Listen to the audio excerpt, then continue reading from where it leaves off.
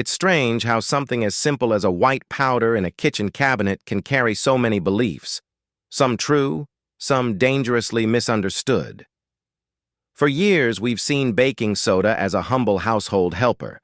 It sits quietly beside the spices, trusted for everything from cleaning to heartburn relief. But if you're over 50, I want to share something with you, not to scare you, but to protect you. Because at our age, every small choice carries a ripple effect. Our bodies don't bounce back like they used to. The kidneys slow down. The stomach becomes more delicate. The heart doesn't appreciate surprises. And baking soda, when misused, can surprise you in all the wrong ways. Let's start with the basics. Baking soda is sodium bicarbonate, an alkaline compound.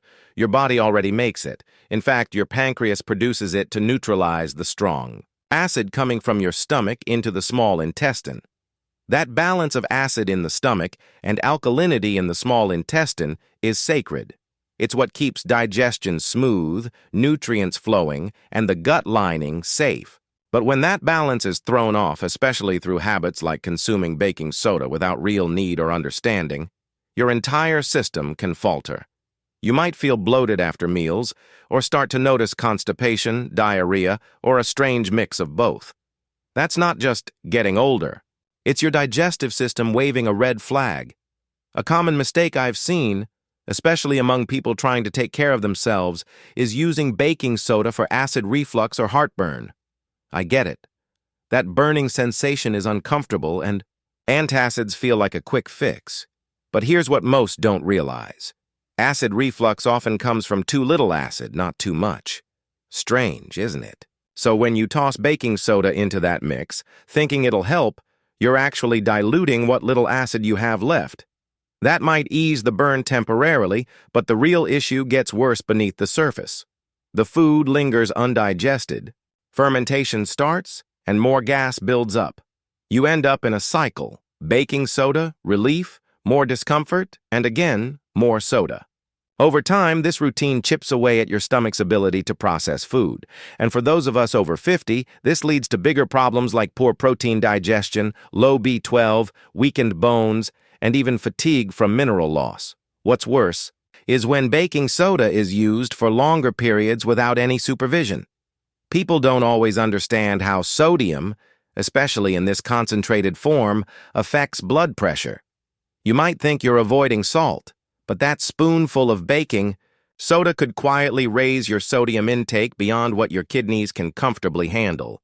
I've seen cases where well-meaning folks started taking it every night after dinner, thinking it was harmless. Then came the swelling in their ankles, the shortness of breath, and rising pressure. We forget how delicate the body becomes with age. One habit, done often enough, can tilt everything. Then there's the issue of mixing baking soda with vinegar or lemon juice. You've probably seen people online touting this as a detox drink or a way to boost energy. Please don't fall for it. When you combine baking soda and acid, they react by producing carbon dioxide gas, a lot of it. Inside your stomach, that gas has nowhere to go but up or out, leaving you bloated and uncomfortable. And if you have a sensitive gut, a hernia, or a heart condition, this pressure can do more than cause gas. It can leave you doubled over in pain, or worse, send you to the ER thinking it's a cardiac episode. Your body, especially after 50, works like a finely tuned system. It wants balance, not battle. The stomach is supposed to be acidic. That's how it kills bacteria and prepares food for absorption. The small intestine is alkaline to absorb nutrients and neutralize acid. When you disrupt this balance by tossing in baking soda at the wrong time or too frequently, you're not helping. You're confusing your body's natural rhythm. If your digestion is struggling, the answer isn't to smother the symptoms. It's to listen. Look at your meals, your stress, your sleep. These are often the real roots of the problem. There are cases where baking soda has a role, but they're specific, and they must be supervised. People with damaged kidneys, for instance, may use baking soda in measured doses to help control acid levels, but that's never a self-diagnosis. A nephrologist should guide it carefully. And when you read stories of people extending their time before dialysis with baking soda, remember, they were under watchful care, not just guessing at home. There's even talk of baking soda improving athletic performance by buffering lactic acid. That's true for some, but if you're over 50 and have a heart condition, any misuse of baking soda before exercise could backfire fast. The dosage must be calculated by weight. Otherwise, you may feel nauseous, dizzy, or dehydrated, which is the exact opposite of performance enhancement. Similarly, those trying intermittent fasting sometimes use baking soda at night to calm acidity, especially after high-meat meals. It may work occasionally, but not every night. If your body's crying out like that regularly, it's a sign something deeper needs attention, whether it's your diet, timing, or stomach health.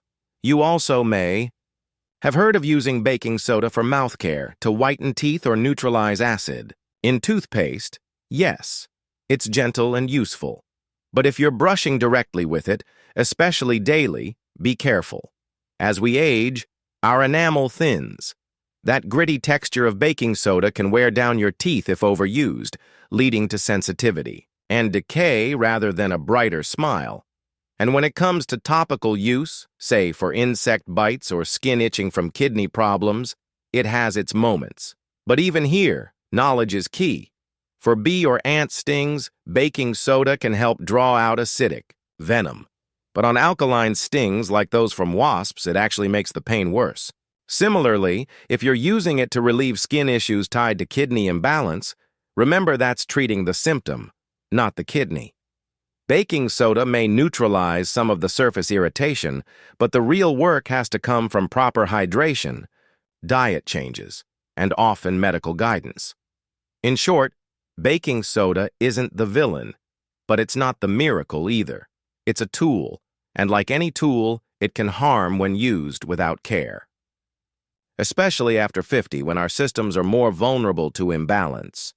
You deserve to feel well, to move comfortably, to sleep soundly, and that doesn't come from quick fixes or half-truths. It comes from understanding what your body truly needs and protecting it from shortcuts that cost you more later. So before you scoop that spoon into your next glass of water, pause. Ask yourself, is this helping or just hiding something I need to face?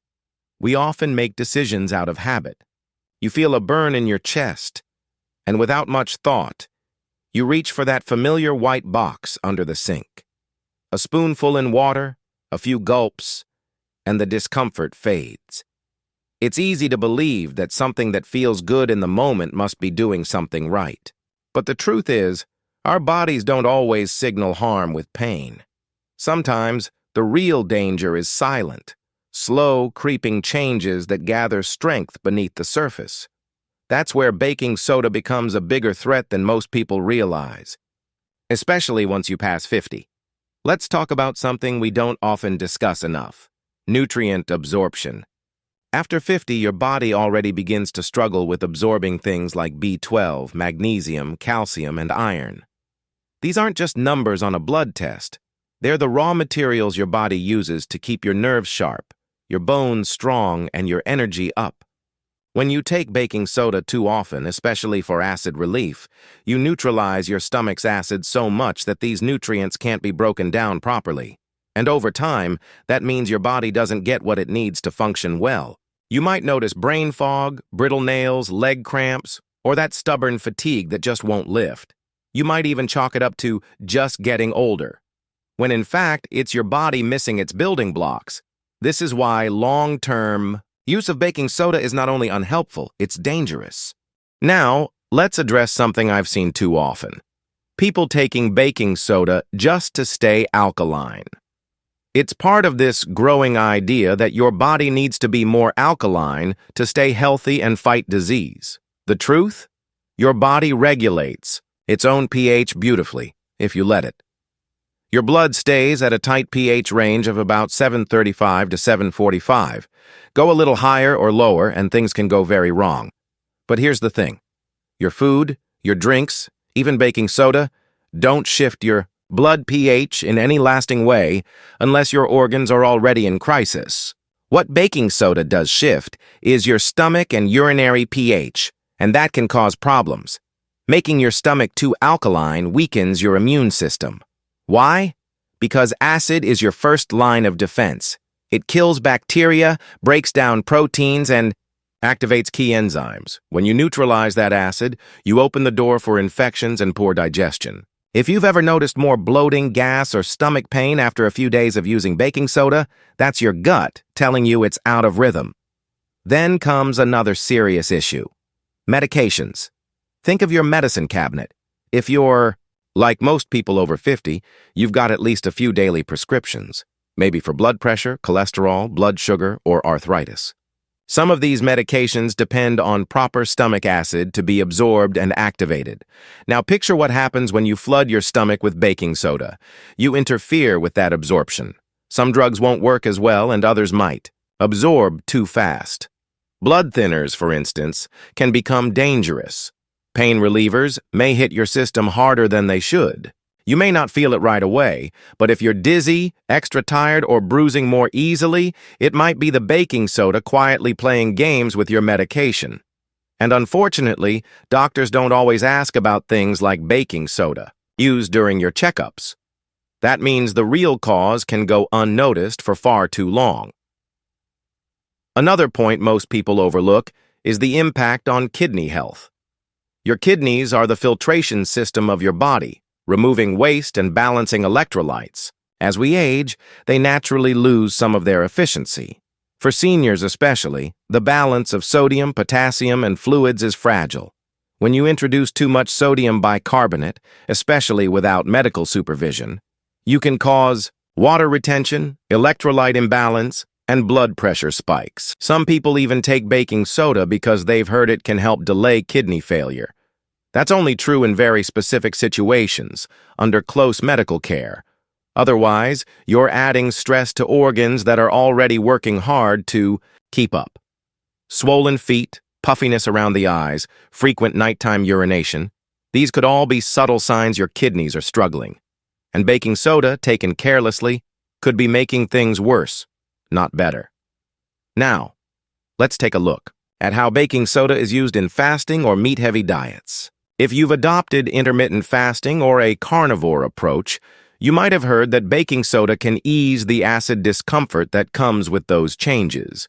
In some cases, yes, a small amount can soothe that upward burning sensation during an adjustment phase. But here's where it gets tricky. If that discomfort is happening regularly, it means your digestive system isn't happy. Rather than masking it, you should be investigating the cause. Are your meals too heavy at night? Are you drinking enough water? Are you under-eating key nutrients? When you use baking soda just to silence the symptoms, you lose a chance to correct the real problem.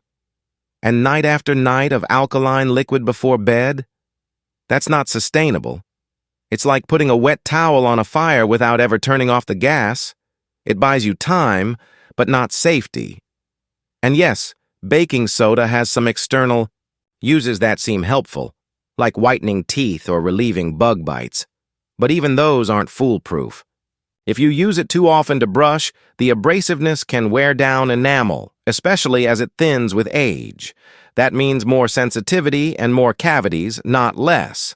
And when you apply baking soda to the skin, especially on sensitive or aging skin, it can dry it out, or even irritate it further.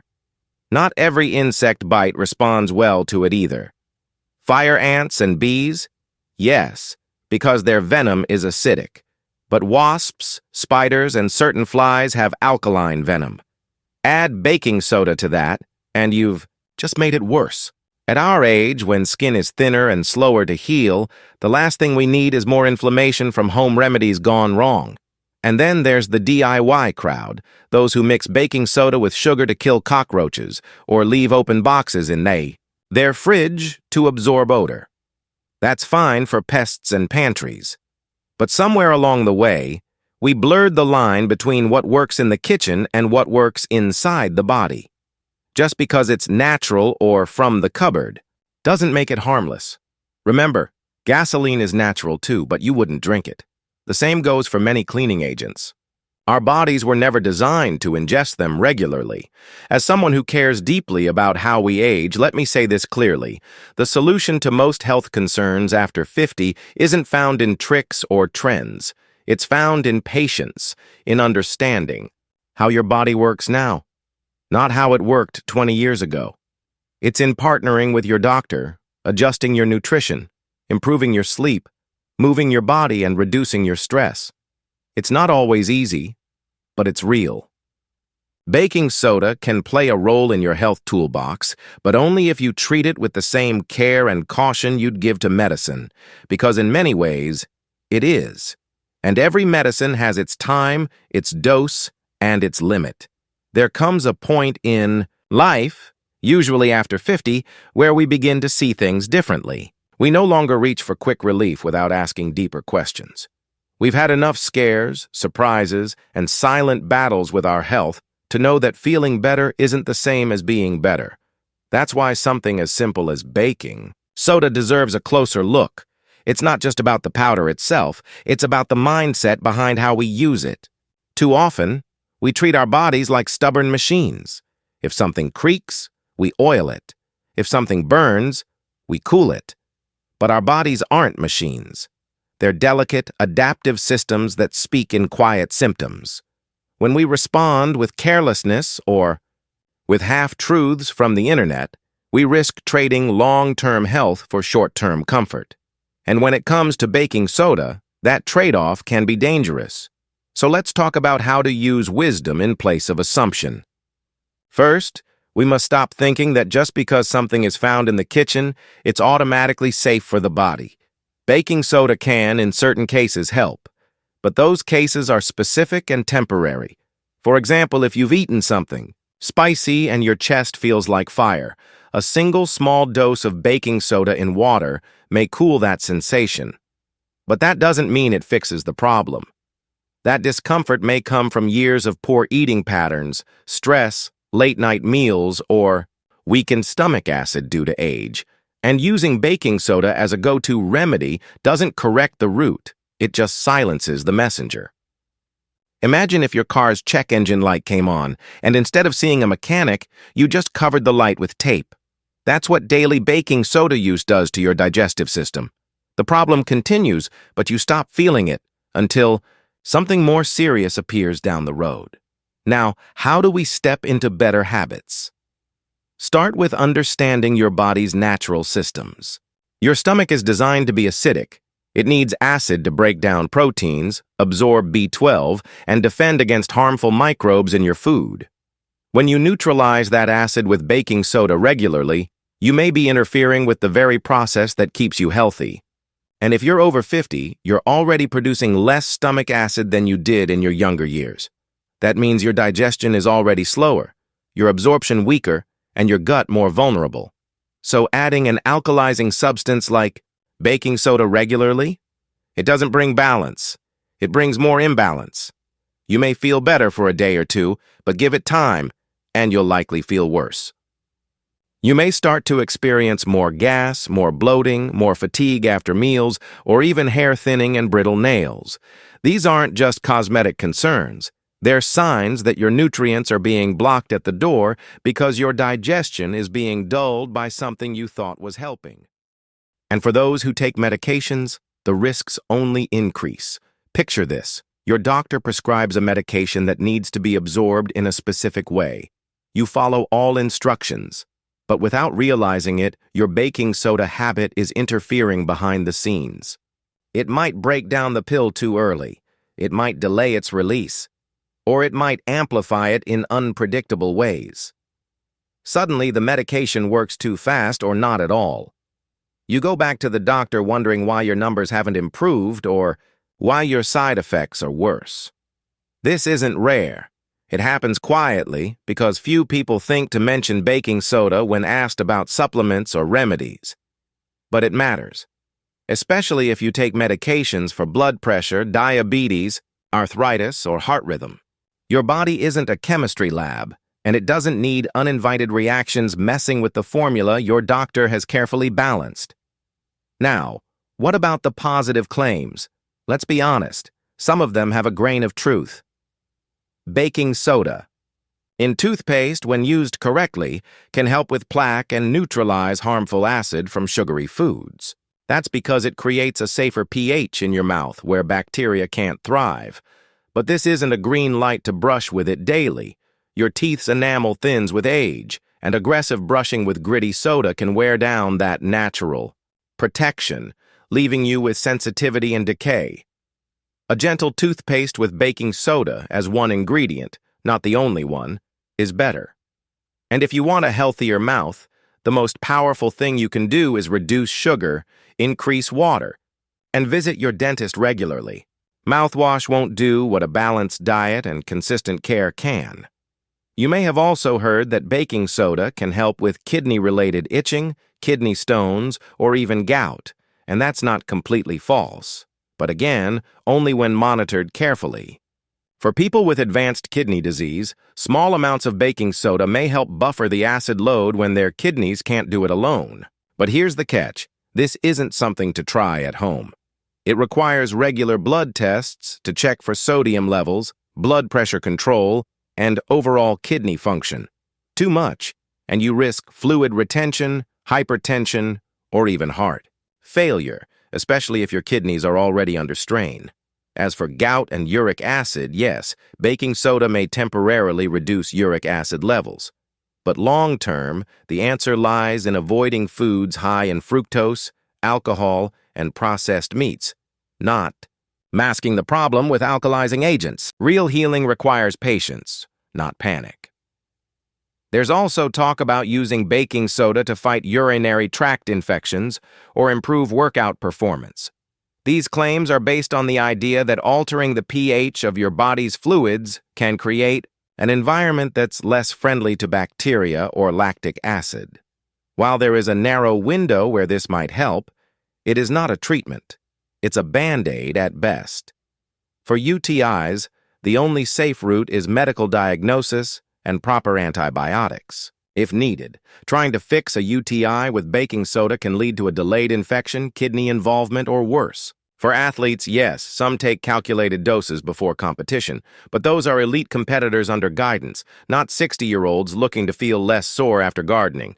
It's not the same situation, and your body is not a testing ground. Let's talk about the home remedy effect. Many people use baking soda for bites, burns, and rashes. And yes, it can neutralize acid-based venom like those from ants or bees. But it can make other stings, like wasps or spiders, worse, because their venom is already alkaline. Add more alkalinity, and you're increasing the irritation. Worse, applying baking soda to open wounds or sensitive skin can cause dryness, cracking, or even infection, especially in older adults whose skin heals more slowly. If you're itching, look for the root cause. Is it dry skin, dehydration, a medication side effect? Your skin talks too. Listen to what it's saying before rushing for a topical solution. Moisturize, drink water, and if something stings or swells, use a proven remedy that matches the venom type. Don't guess. Don't copy advice from someone half your age with no medical background. So where does that leave us? Should we never touch baking soda again? Not necessarily. But we should use it with the same wisdom we've earned through years of living, learning, and healing. Use it in your refrigerator, not your body. Use it in cleaning your sink, not your stomach. If your doctor prescribes it for a specific purpose, follow their lead.